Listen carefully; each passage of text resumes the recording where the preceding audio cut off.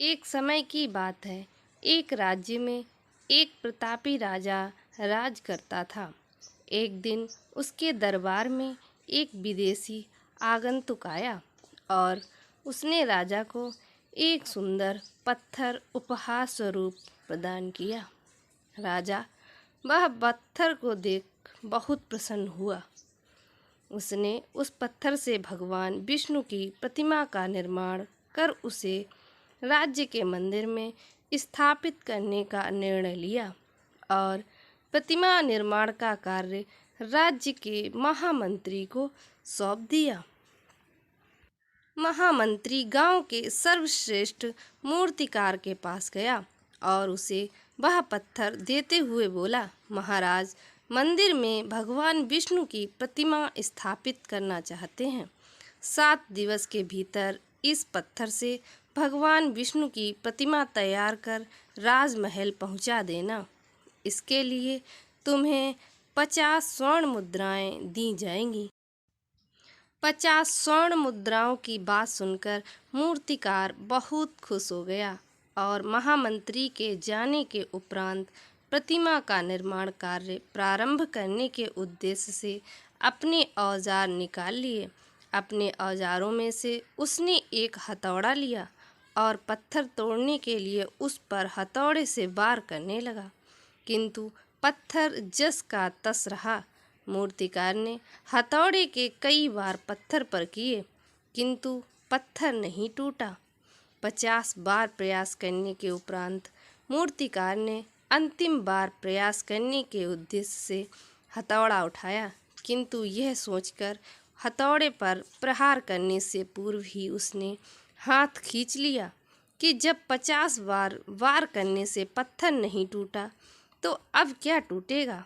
वह पत्थर लेकर वापस महामंत्री के पास गया और उसे यह कहकर वापस कर आया कि इस पत्थर को तोड़ना नामुमकिन है, इसलिए इससे भगवान विष्णु की प्रतिमा नहीं बन सकती।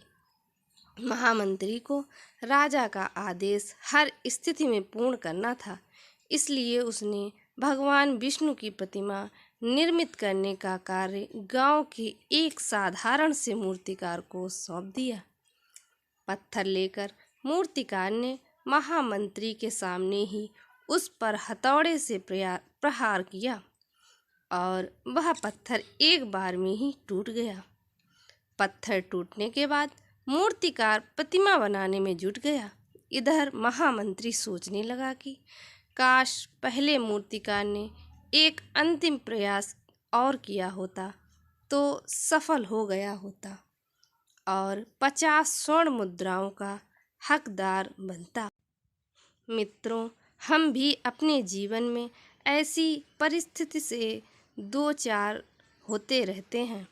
कई बार किसी कार्य को करने के पूर्व या किसी समस्या के सामने आने पर उसका निराकरण करने के पूर्व ही हमारा आत्मविश्वास डगमगा जाता है और हम प्रयास किए बिना ही हार मान लेते हैं।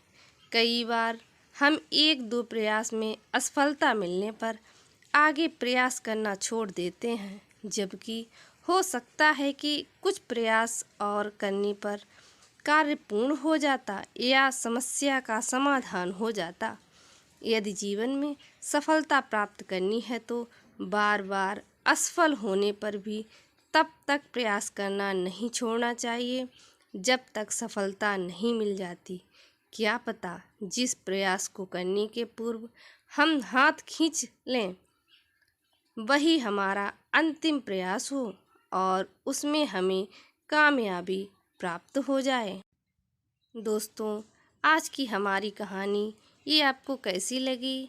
अगर आपको ये कहानी पसंद आई हो तो हमारे चैनल को लाइक करें, सब्सक्राइब करें और अपना प्यार दें। Thank you for watching.